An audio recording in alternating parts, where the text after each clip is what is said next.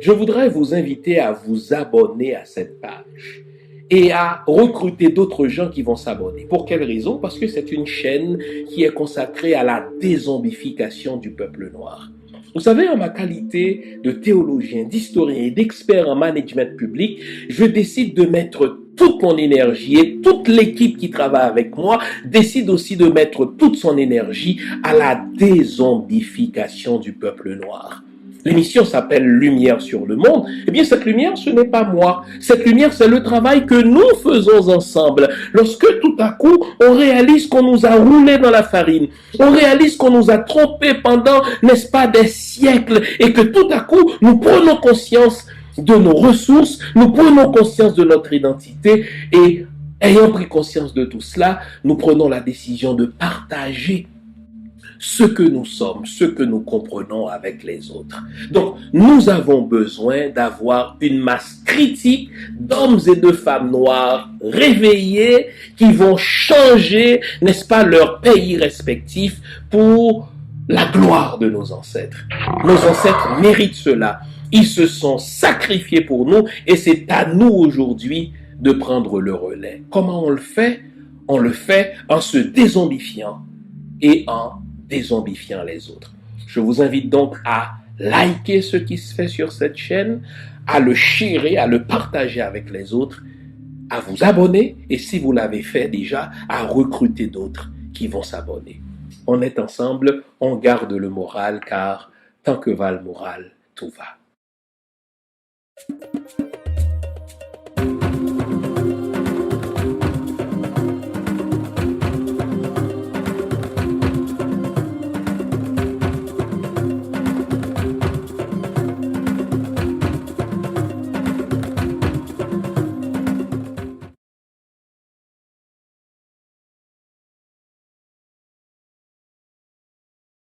Dessalines envoya aussitôt l'ordre au général Capois de changer de direction et d'aller s'emparer de l'habitation Charrier qui dominait Vertières. Il existait au centre du plateau un ravin que traversait en face du fort Vertières un petit pont à moitié brisé. Pour atteindre Charrier, Capois devait, en longeant un ravin, passer sous le feu d'une batterie. Quand il arriva vis-à-vis du pont, il fut accueilli par un feu si vif que les soldats qui formaient l'avant-garde chancelèrent. Capois, qui n'avait jamais fui devant les Français, leur fit entendre sa voix terrible « Il faut, mes braves, vous rendre maîtres de cette butte. Le salut de l'armée en dépend. En avant !» Monté sur un cheval richement caparaçonné, il s'élança de nouveau, plein d'ardeur contre le fort. Ses soldats le suivent. Ils sont repoussés, ils s'indignent, il les exhorte à le suivre encore, il jure d'enlever la batterie. Un boulet renverse son cheval, l'intrépide général tombe, mais il se relève aussitôt, marche et s'écrie « En avant, en avant !» La foudre éclate, son chapeau garni de plumes est enlevé. De grandes acclamations retentissent du côté de l'habitation Vertières. L'on distingue les cris de « Bravo, bravo !» sortant de la garde d'honneur de Rochambeau, spectatrice du combat.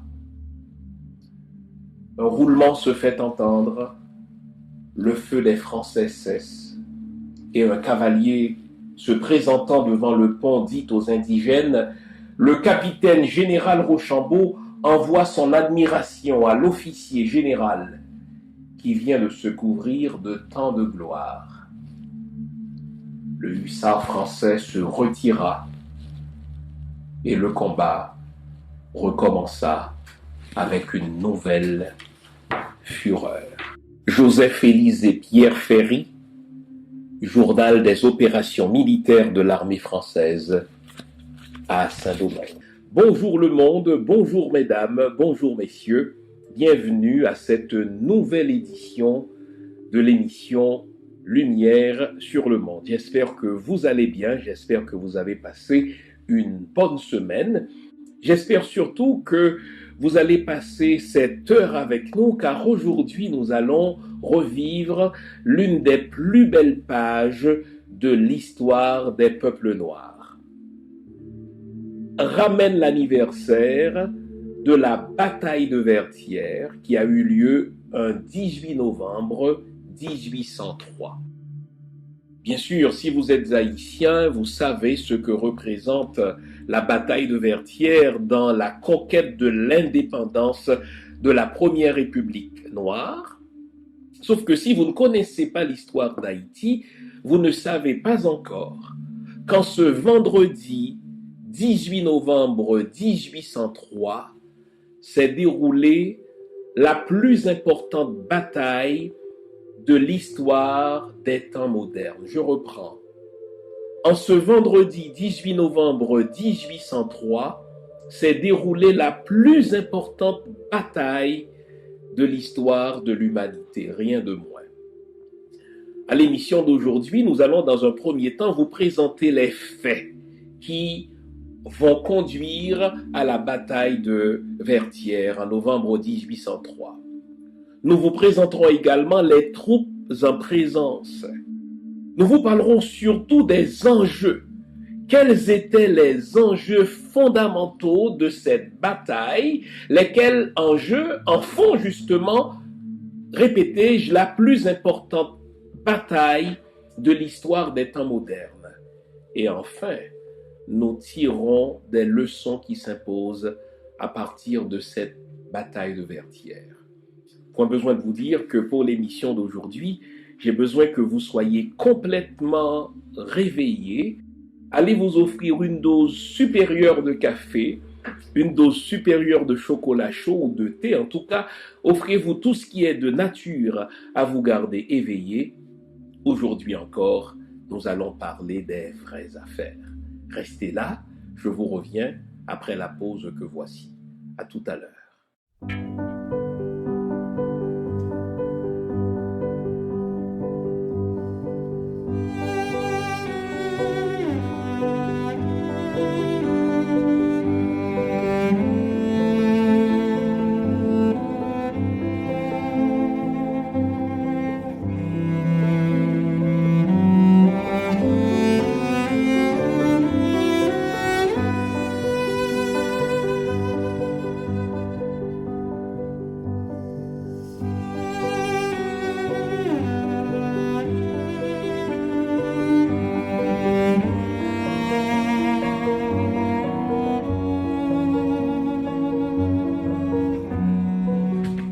Avant la pause, je vous avais promis de vous faire revivre l'une des plus belles pages, sinon la plus belle page de l'histoire des temps modernes, lors de la bataille de Vertières ce vendredi 18 novembre 1803, sauf qu'il faut rappeler un certain nombre de faits.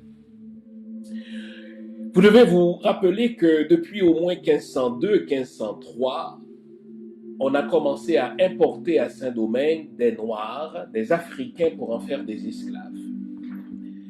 Ces derniers, contrairement à ce qu'on a écrit sur eux, n'ont jamais accepté leur sort puisque depuis le continent africain, ils se battaient contre leurs kidnappeurs.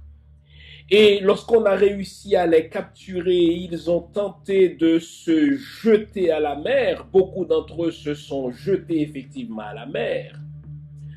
Quant aux femmes enceintes alors, elles ont préféré, n'est-ce pas, s'empoisonner pour résister à cette entreprise inhumaine qui consiste à transformer des humains, n'est-ce pas, en des main-d'œuvre viles.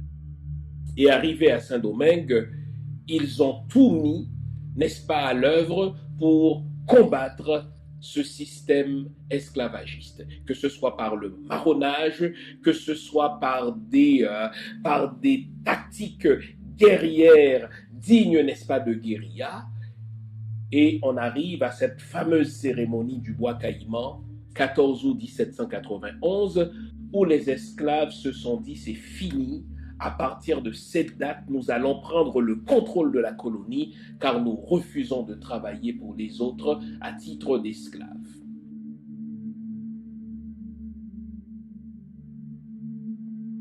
En sorte que depuis le 14 août 1791, plus rien ne va dans la colonie, puisque, comme on le sait, 8 jours après la dite cérémonie, qui est un congrès politico-religieux, ou bien religieux, ou religieux, n'est-ce pas, politique, 8 jours plus tard, les esclaves du département du Nord ont décidé de mettre le feu dans des habitations, question de montrer, n'est-ce pas, aux maîtres blancs qu'il ne voulait plus de cette situation. Entre-temps, la métropole n'est pas restée inactive. La métropole va dépêcher à Saint-Domingue une première commission civile. Elle sera suivie d'une deuxième commission civile, puis d'une troisième commission civile.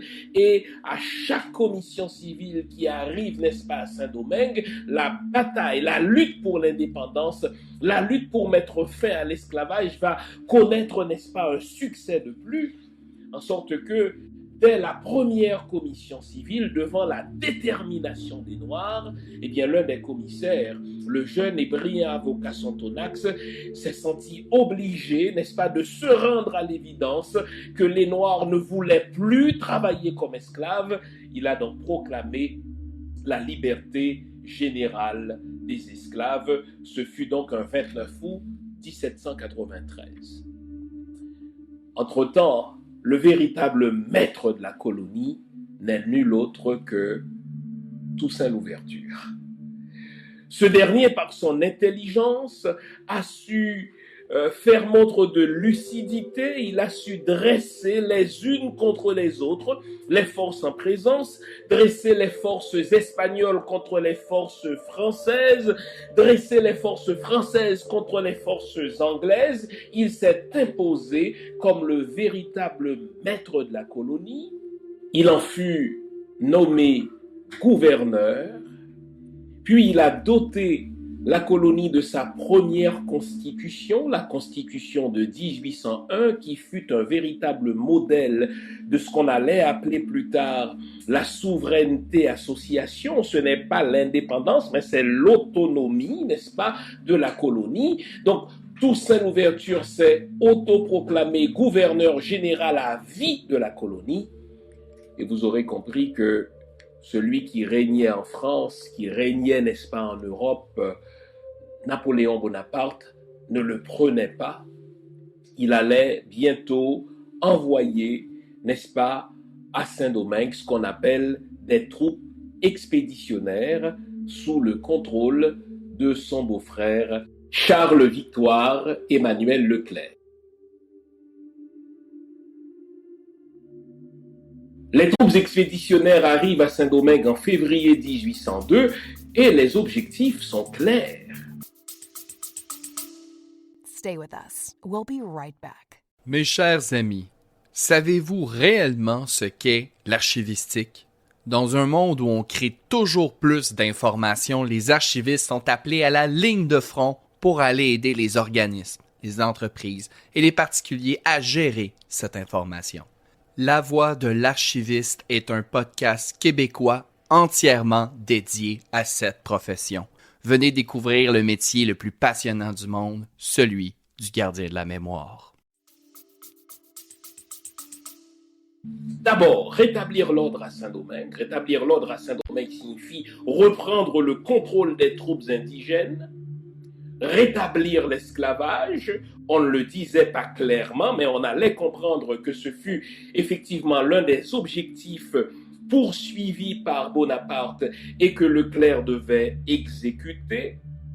Non seulement il fallait rétablir l'esclavage, mais il ne devait rester à Saint-Domingue aucun officier noir ayant un grade supérieur à celui de capitaine. Et il faut le reconnaître, ces troupes expéditionnaires, sous le leadership de Leclerc, vont connaître un certain succès puisque rapidement, n'est-ce pas, on va avoir le contrôle de Toussaint Louverture qui sera arrêté en juin 1802 et, comme on le sait, Toussaint Louverture allait mourir au Fort de Joux en France en 1803.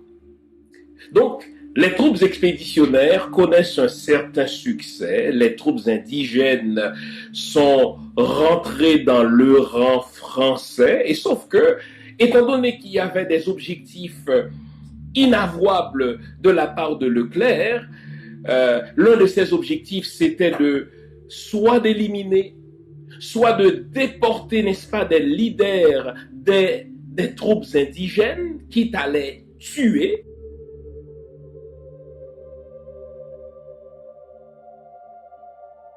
À ces objectifs avouables et avoués, il y avait des objectifs inavouables. Dans une correspondance de Leclerc à Bonaparte, on a découvert qu'il y avait des objectifs raciaux, des objectifs d'élimination de tous les Noirs âgés de plus de 12 ans. Je vous lis. Dans une lettre qui date du 7 octobre 1802, écrite par Leclerc, qui est le principal responsable de la mise en œuvre du plan de Bonaparte, eh bien Leclerc écrit ceci à Bonaparte.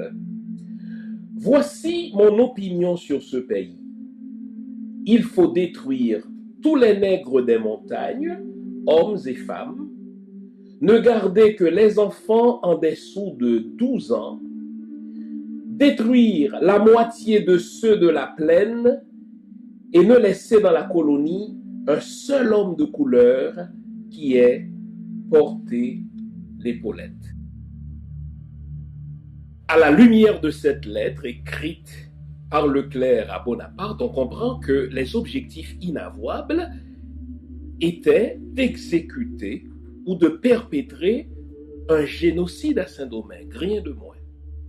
Puisqu'il fallait tuer tous les hommes, toutes les femmes âgées de plus de 12 ans, on est dans un contexte de ce qu'on allait appeler au XXe siècle, n'est-ce pas, une guerre totale. La solution finale, telle que les nazis, n'est-ce pas, vont l'exécuter dans le contexte de la Seconde Guerre mondiale contre les Juifs.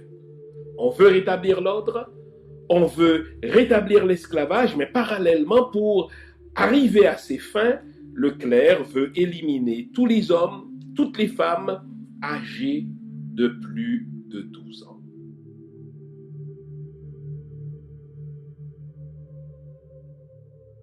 Juste pour que vous ayez une idée du nombre de personnes que Leclerc veut assassiner en ce moment-là, il y a 500 000 esclaves à Saint-Domingue.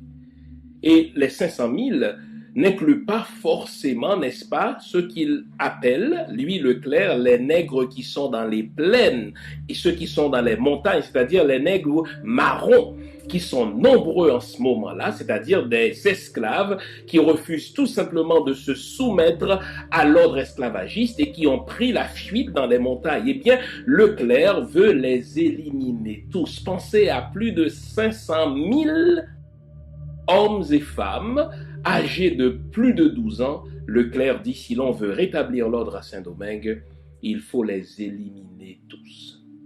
Plusieurs formules sont utilisées pour décrire, n'est-ce pas, cet acte de barbarie. On peut parler de la solution finale, on peut parler de la guerre totale, mais aujourd'hui, le terme qui convient encore mieux, Leclerc voulait, avec la bénédiction de Bonaparte, que les Français considèrent comme un héros, que les Occidentaux considèrent comme un héros, eh bien, Leclerc voulait exécuter, perpétrer rien de moins qu'un génocide avec la bénédiction de son beau-frère Bonaparte. Donc vous notez que quand l'Occident nous présente des héros, quand l'Occident nous présente des génies militaires, eh bien, ce sont des héros ou des gens qui ont signalé leur génie dans le sang de nos ancêtres. Et la question c'est, pourquoi malgré le fait que Bonaparte et Leclerc veulent rétablir l'esclavage, pourquoi parallèlement ils veulent quand même éliminer, ils veulent embarquer, c'est le langage militaire qu'ils utilisaient, plus de 500 000 hommes et femmes âgés de 12 ans et plus? À cette question, la réponse est simple, c'est que ces 500 000 hommes et femmes âgés de plus de 12 ans ont goûté à la liberté, ils ne veulent plus retourner dans l'esclavage. Et donc, malgré la férocité des méthodes utilisées par les troupes expéditionnaires françaises, là on parle de plus de 20 000 soldats, les esclaves disent non, nous ne retournerons pas à l'esclavage. Leclerc a compris que cette détermination de ces 500 000 hommes et femmes était indomptable. Aussi se dit-il, s'il nous faut rétablir l'esclavage à Saint-Domingue, ce ne sera pas avec ces 500 000 hommes et femmes, il nous faut les tuer tous et toutes. Quand nous lisons l'histoire écrite justement par les Occidentaux, ils réservent le terme sauvage pour les autres. Ils réservent le terme barbare pour les autres. Ils s'attribuent le titre ronflant, ô combien glorieux, de civilisé. Ils s'attribuent le titre de chrétiens qui doivent apporter le salut aux autres. Ce qu'ils ne nous disent pas, c'est que tous leurs titres ronflants sont maculés de sang. Tous leurs titres ronflants sont acquis justement au prix de crimes crapuleux. Imaginez, je ne prends l'exemple que de ce génocide-là, mais pensons au génocide qu'ont subi les autochtones, n'est-ce pas, en Amérique par ces mêmes Européens. Sur ces entrefaites, Leclerc mourut en novembre 1802 de la fièvre jaune et il sera remplacé par nul autre que le général Rochambeau. Il nous faudra prendre le temps de camper ce personnage terrible qu'est Rochambeau pour qu'on comprenne ce qui fut en jeu à la bataille de Vertières de novembre 1803.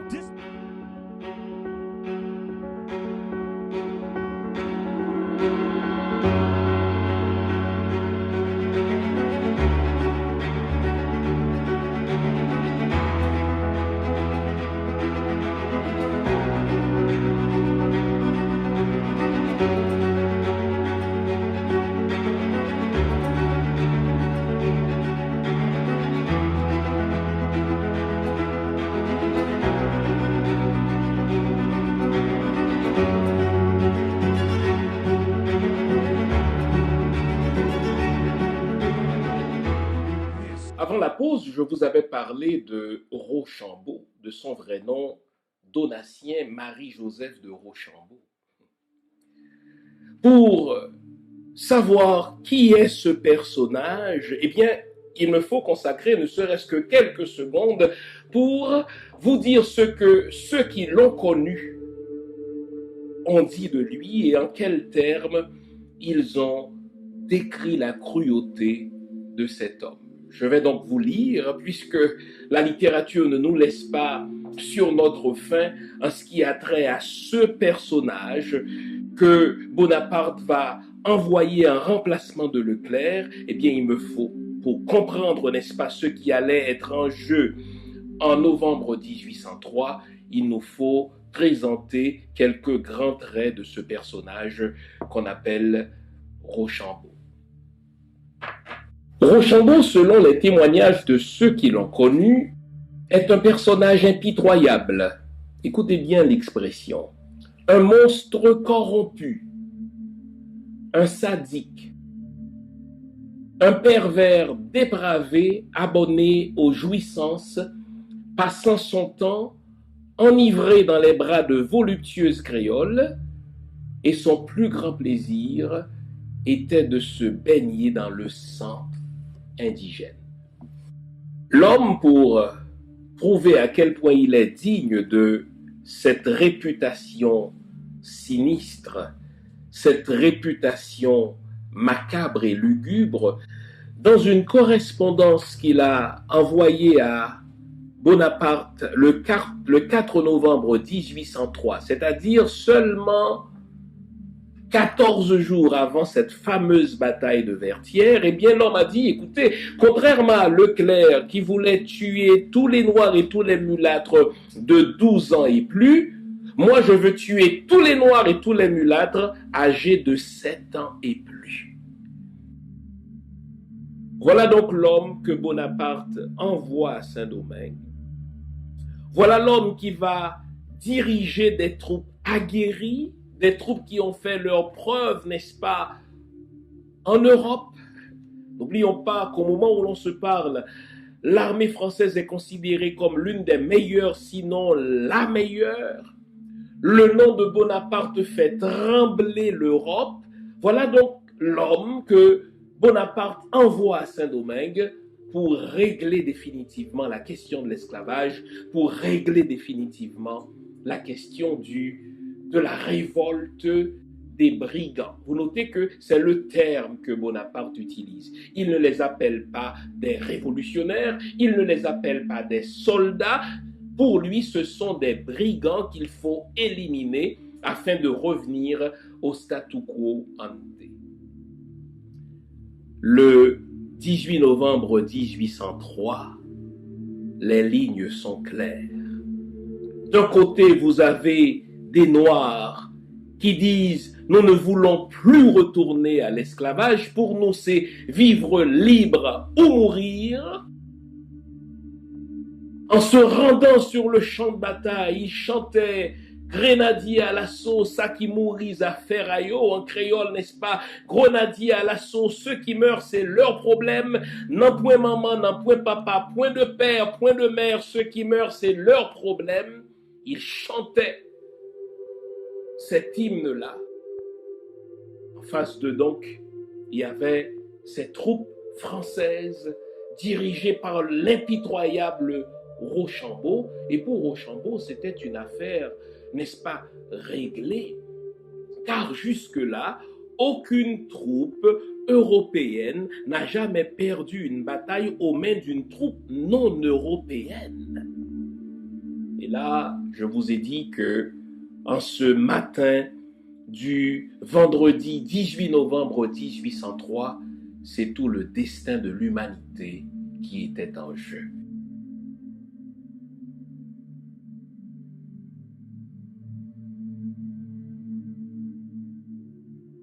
Les enjeux de cette bataille sont tels qu'il nous faut nous y appesantir un instant. D'abord, les enjeux économiques sont énormes.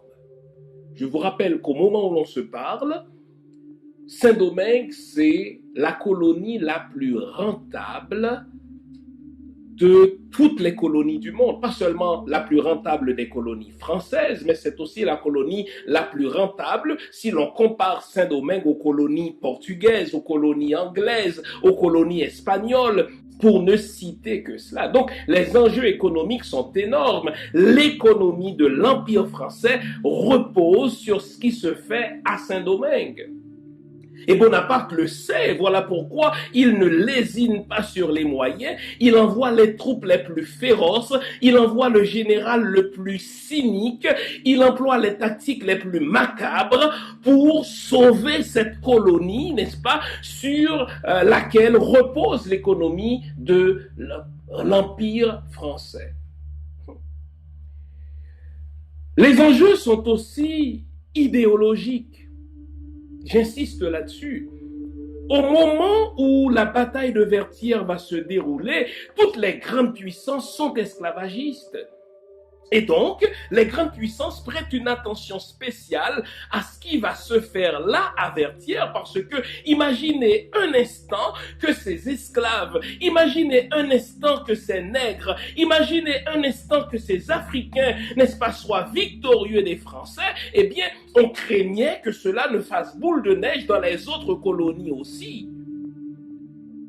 Donc, ce n'est pas seulement une bataille qui opposait des Français à des Africains, c'est une bataille qui opposait une idéologie esclavagiste à une idéologie de liberté. C'est d'autant ironique que la France a fait sa révolution depuis 1789, pas vrai? Au nom d'un certain nombre d'idéaux. On se souvient de cette déclaration universelle des droits de l'homme, déclaration pompeuse qui établit que tous les hommes naissent libres et égaux devant la loi. Vous notez, c'est tous les hommes, mais non pas tous les hommes et toutes les femmes. Mais quand on dit homme, en ce moment-là, le terme, n'est-ce pas, il est réducteur à la couleur de la peau. Quand on dit homme, c'était pas les noirs. Quand on dit homme, c'était pas les mulâtres. Alors, cette bataille ici présente un enjeu extraordinaire. C'est un enjeu idéologique. Les Blancs doivent gagner car ils doivent toujours gagner. Ils ont toujours gagné. Les Occidentaux doivent gagner car ils ont toujours gagné car c'est une question d'idéologie. N'oublions pas que tout le système esclavagiste repose sur la théorie de la supériorité des races.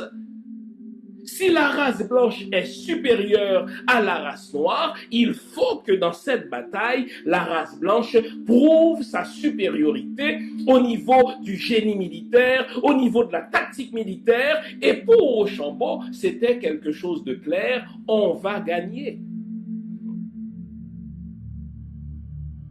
Les enjeux étaient aussi civilisationnels. Victor Hugo le reconnaît.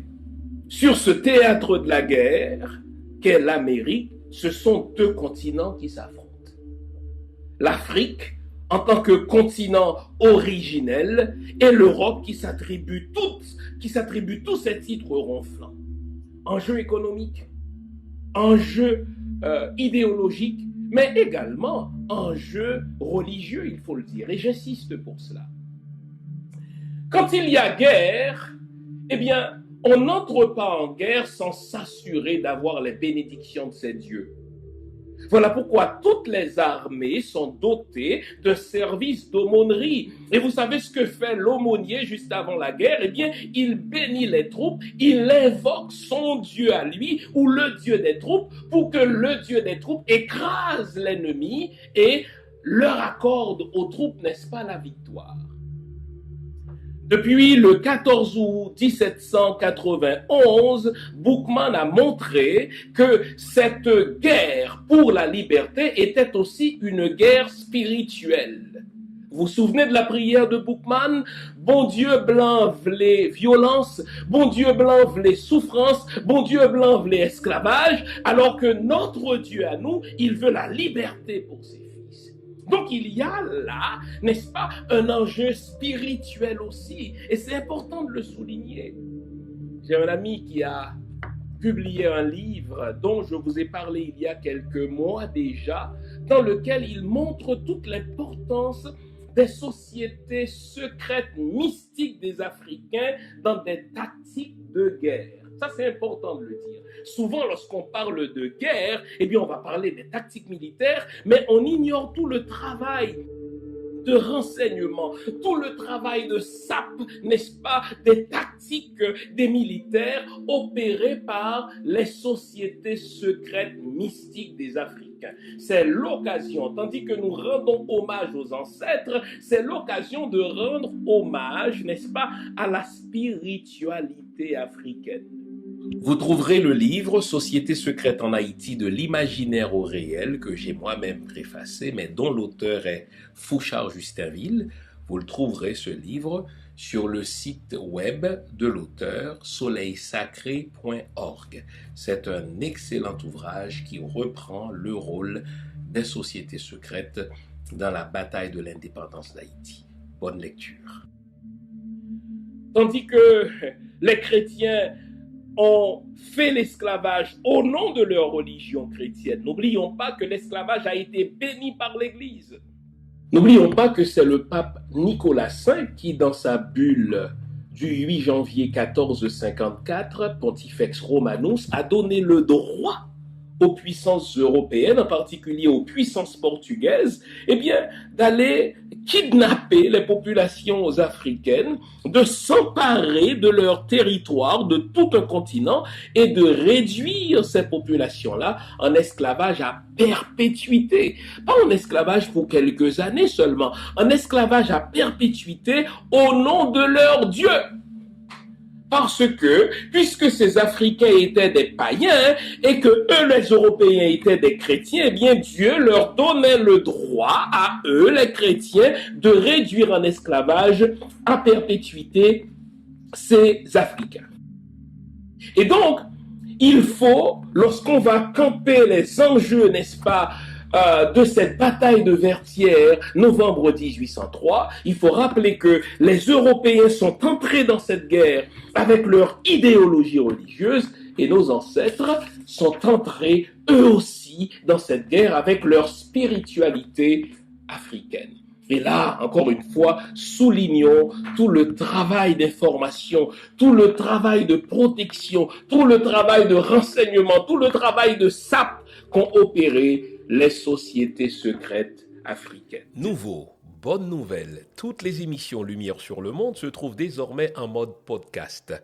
Cela veut dire que vous pouvez continuer à vaquer à vos occupations tandis que vous nous écoutez. Où que vous soyez, dans votre voiture, à l'épicerie, au travail, en faisant vos courses ou à la maison.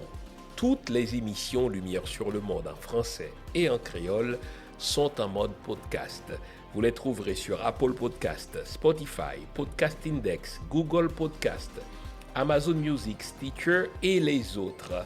Nous sommes partout en mode podcast. Il n'en tient qu'à vous. Nouveau, bonne nouvelle, Lumière sur le Monde est en podcast.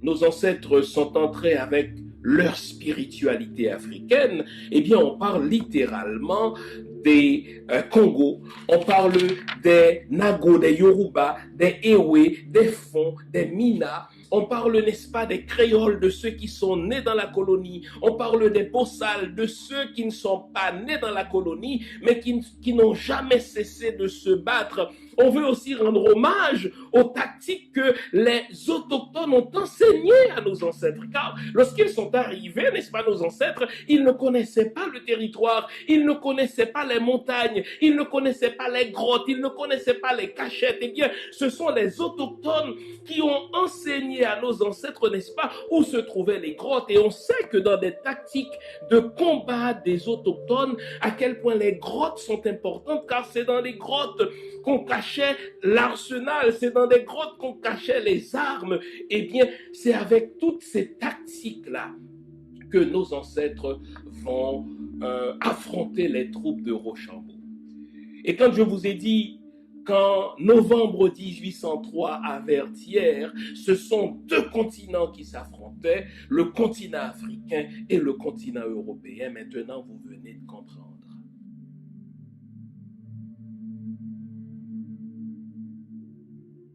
Les enjeux étaient, répétais-je, religieux. Savez-vous que 2 ans seulement, après l'indépendance d'Haïti en 1804, les missionnaires du monde entier, ceux qui étaient impliqués dans l'évangélisation des Africains, ceux qui étaient impliqués dans l'évangélisation des esclaves, ils se sont réunis pour remanier la Bible.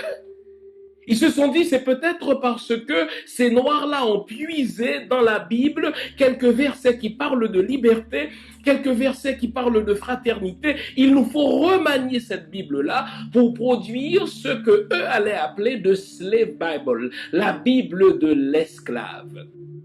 Et c'est ainsi donc que dans cette nouvelle Bible que ces chrétiens-là vont éditer, ce qui implique que la Bible n'est pas la parole de Dieu, c'est une parole humaine, ce qui implique que la Bible n'est pas la parole de Dieu, c'est un outil idéologique, ce qui implique que la Bible n'est pas la parole de Dieu, c'est un instrument au service d'une mentalité. Eh bien, ces missionnaires, dis-je, vont se réunir et ils vont enlever jusqu'à 1/3 de certains livres, comme le livre de l'Exode, qui parle de la libération du peuple hébreu de l'esclavage, par exemple. les enjeux de cette bataille furent aussi géopolitiques. Vous savez, Napoléon Bonaparte a perdu à ce point d'argent dans toute cette guerre de l'indépendance qui a démarré en août 1791 pour aboutir en novembre 1803, qu'au cours de l'année 1803, justement, il va devoir vendre la Louisiane aux États-Unis d'Amérique.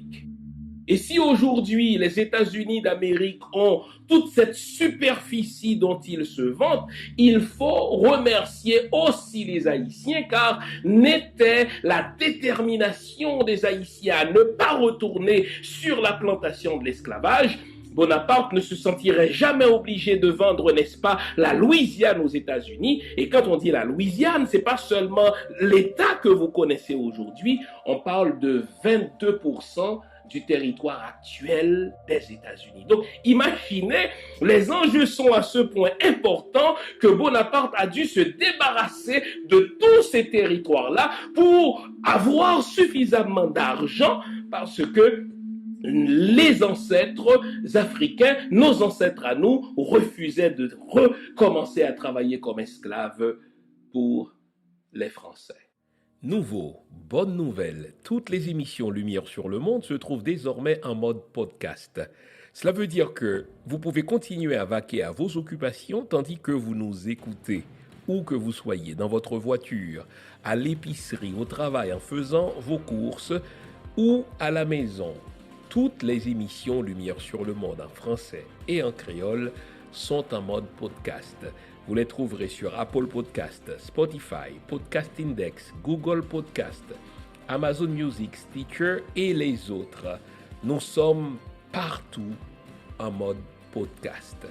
Il n'en tient qu'à vous.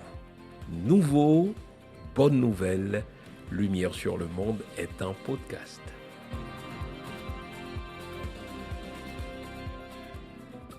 On mesure la supériorité d'une armée à sa capacité de vaincre l'ennemi en un temps record.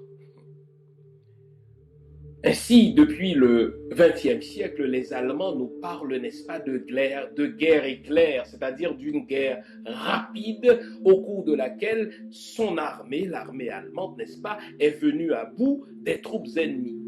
Pensez à la rapidité avec laquelle les nazis en sont venus à bout des Français. Mais rappelons-nous que pour la Première Guerre mondiale, c'est quand même 4 ans, de 1914 à 1918. Pour la Deuxième Guerre mondiale, c'est quand même 9 ans que les Alliés ont mis pour en venir à bout, n'est-ce pas, de l'armée allemande, 1936-1945. Et s'il faut remonter au XVIIIe siècle, n'est-ce pas, cette fameuse guerre de 7 ans qui a rééquilibré les forces en Europe et qui a littéralement rayé l'Empire français en Amérique du Nord, ça a quand même duré 7 ans, de 1756 à 1763. Alors imaginez, les troupes indigènes, les troupes africaines, l'armée Inca, qui est en face de la plus puissante armée du monde, l'armée de Napoléon, dirigée alors par Rochambeau. La question, mais c'est combien de temps les troupes indigènes, combien de temps les troupes africaines ont-elles mis pour vaincre l'armée de Napoléon, dirigée par Rochambeau à Saint-Domingue? 11 heures. 11 heures, les amis. La bataille a débuté à 4 heures le matin, et à 3 heures de l'après-midi, Rochambeau rendait les armes. Les amis, imaginez le contraire. Essayons d'imaginer. Faisons un petit peu d'histoire fictive.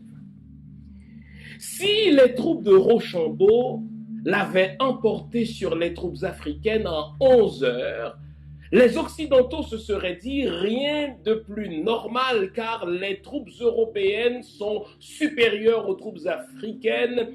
Les soldats, n'est-ce pas, français sont mieux préparés que ces brigands tels que les appelait, n'est-ce pas, Rochambeau, que ces sauvages tels que les appellent les occidentaux chrétiens. Et là, dans toutes les annales occidentales, dans tous les livres d'histoire écrits par les historiens occidentaux, qui sont généralement des propagandistes, on se serait souvenu de cette bataille éclair avant l'armée allemande du XXe siècle, bataille éclair au cours de laquelle des troupes françaises ont remporté la victoire sur une bande de nègres, sur une bande de va-nu-pieds en seulement 11 heures.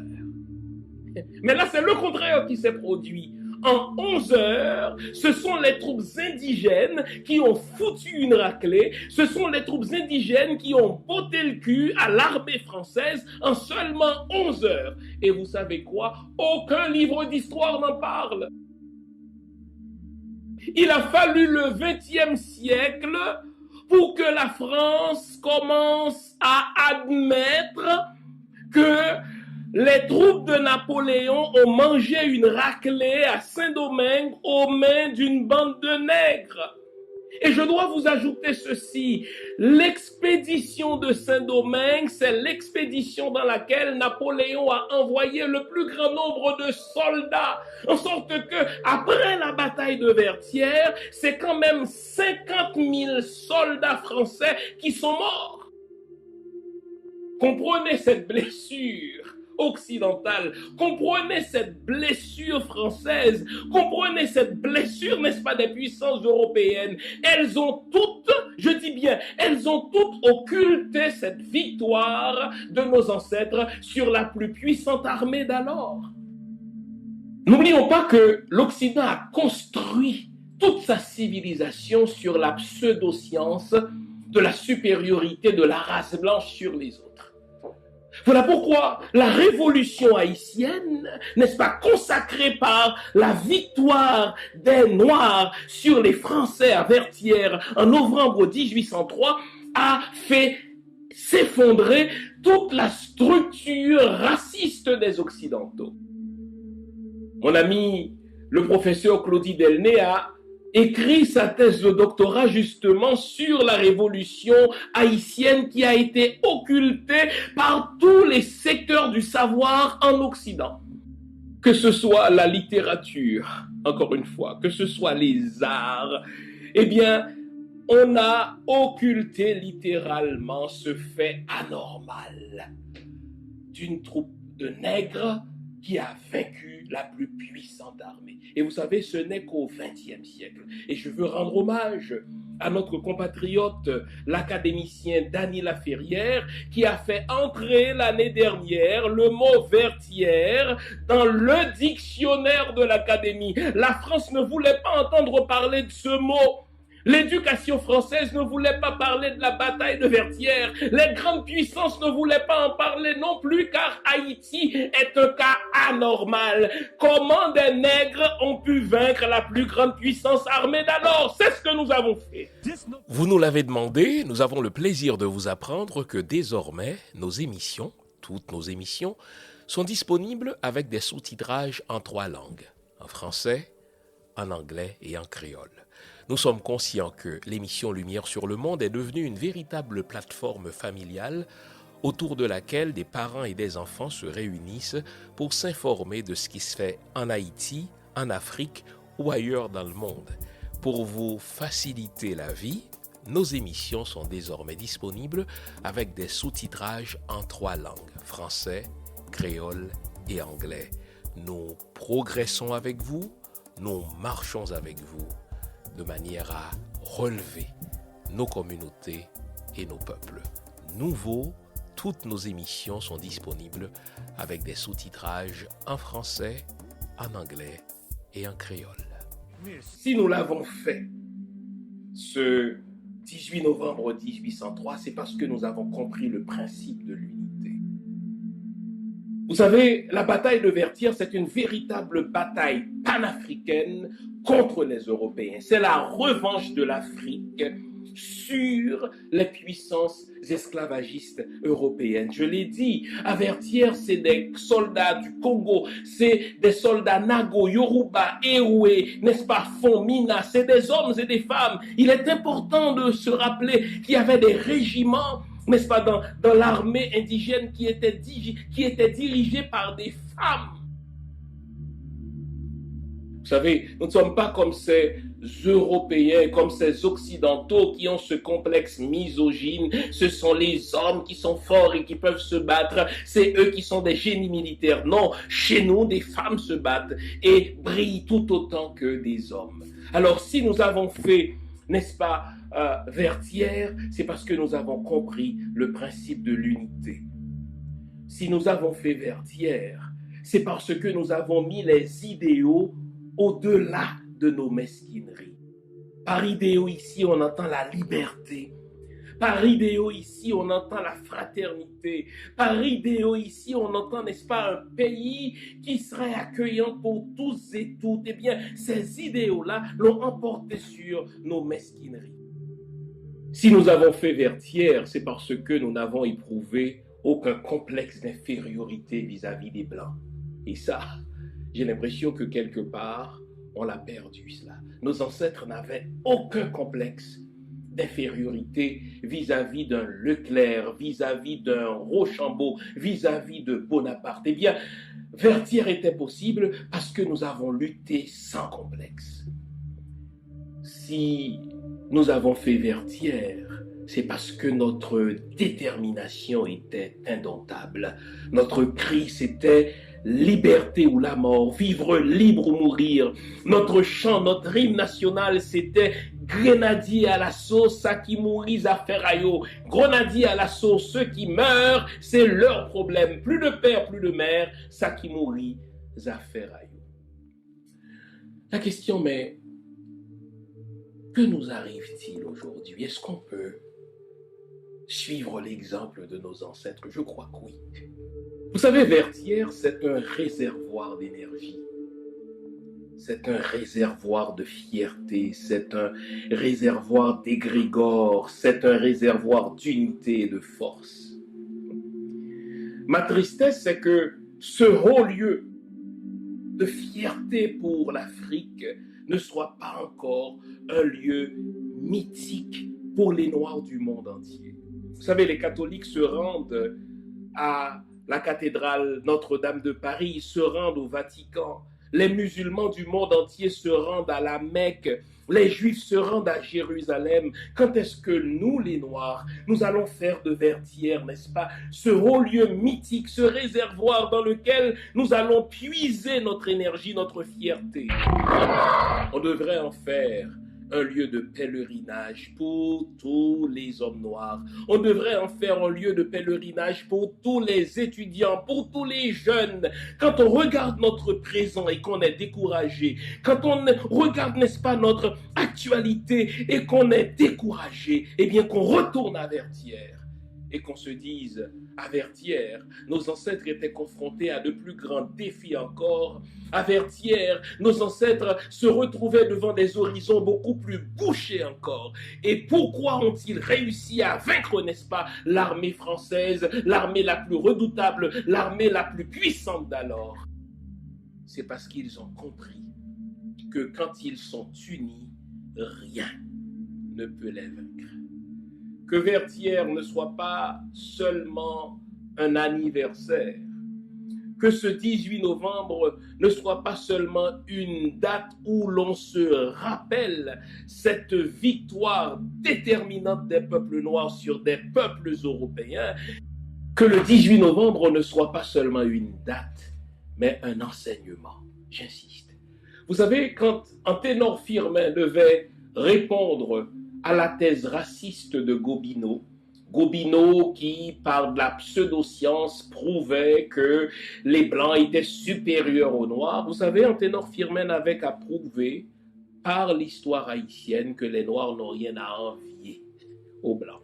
Il n'avait qu'à regarder l'histoire égyptienne, il n'avait qu'à regarder les héros haïtiens, il n'avait qu'à regarder Toussaint Louverture, il n'avait qu'à regarder Dessalines pour prouver aux Blancs que votre théorie, n'est-ce pas, ne tient à rien, car à Vertières, on a prouvé que les Noirs n'avaient rien à envier aux Blancs. Je sais qu'il y a un certain nombre de frères africains, un certain nombre d'Afro-Américains qui reconnaissent l'importance de Vertières et qui en font un lieu de pèlerinage. Mon vœu aujourd'hui, c'est que ce lieu soit devenu un réservoir d'énergie pour tous les Noirs. Lorsqu'on veut nous inoculer des complexes d'infériorité, qu'on se rappelle Vertières. Lorsqu'on veut nous faire croire que nous sommes inférieurs, qu'on leur rappelle Vertières. Lorsque, dans nos pays, n'est-ce pas, nous sommes pris avec des guerres de chapelle, en sorte que nos pays sont devenus des lieux de politique d'instabilité, qu'on se rappelle qu'à Vertières, c'est l'unité qui nous a permis de l'emporter sur l'armée la plus puissante. Et je l'ai dit, si nous l'avons fait une fois, nous pouvons le refaire. Parce que dans notre sang, dans notre ADN, n'est-ce pas, vivent encore les Dessalines, les François Caprois, les Toussaint Louverture, les Tantoya, les Sanit Belair, les défilés, que sais-je, le temps me manquerait si je devais citer le nom de toutes ces héroïnes, de tous ces héros qui se sont illustrés dans la longue guerre de l'indépendance haïtienne qui a débuté en 91 et pour prendre fin en novembre 1803. Puisse ces noms n'être jamais oubliés, puisse Vertières être ce monument qui rappelle que les Noirs n'ont rien à envier aux Blancs, mais que nous avons changé l'histoire en battant la plus puissante armée du monde alors. Je voudrais saluer nos frères et sœurs martiniquais et guadeloupéens qui, justement, au moment où nos ancêtres en Haïti se battaient contre le rétablissement de l'esclavage à Saint-Domingue, se battaient eux aussi contre le rétablissement de l'esclavage chez eux. Donc, quand je vous ai dit que c'était une lutte panafricaine, eh bien, ceci illustre le fait que nos ancêtres, où qu'ils se trouvent, que ce soit à Saint-Domingue, que ce soit à Martinique, que ce soit à Guadeloupe ou ailleurs, n'est-ce pas, n'ont jamais accepté le statut d'esclave qu'on leur a imposé. Alors, en ce jour où on se rappelle la bataille de Vertières, je veux en même temps saluer la mémoire de tous nos ancêtres qui se sont retrouvés dans d'autres colonies, que ce soit même aux États-Unis, mais ce fut le même combat, le combat pour l'égalité des peuples, le combat contre des injustices et des oppressions, le combat contre le rétablissement de l'esclavage. On est ensemble. J'espère vous avoir été utile. Je nous invite à liker si vous avez aimé. Je nous invite à partager dans nos réseaux respectifs. Je nous invite aussi à inviter les autres à s'abonner si nous sommes déjà abonnés. Bonne semaine. On se retrouve la semaine prochaine pour une autre émission du même genre. Au revoir.